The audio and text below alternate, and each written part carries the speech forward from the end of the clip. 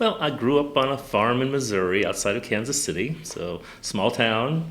Went to college at the University of Missouri at Rolla, which is also in a small town in the Ozarks, and I was totally in the closet during those times and everything. So it was a pretty, very closeted time for me. But then I went on to for graduate work to Rice University in Houston, Texas, and that's in Houston, and so that's the big city, and so that's where I sort of began to expand my horizons and came out of the closet and so forth. And so at Rice I was studying physics, and but when I came out of the closet I realized that there were other things I wanted to reconsider about my life as well, and physics was one of those. I was not really very happy in physics, and so I stayed at Rice, but I changed into psychology, and so I completed a master's and a doctorate in psychology.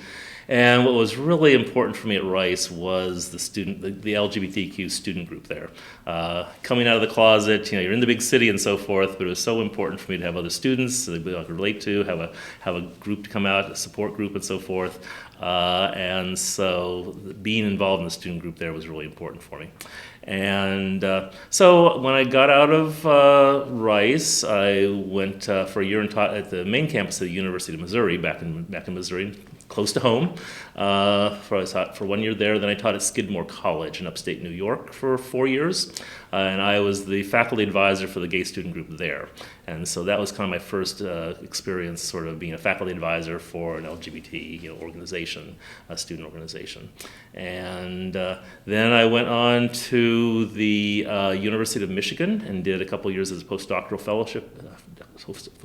fellow there, doing research on LGBT elders. I was actually in a program in gerontology there, and so my focus, I decided to, they had a group called GLOW, Gays and Lesbians Older and Wiser, and so I did research with them, and so that was my main research focus at the University of Michigan.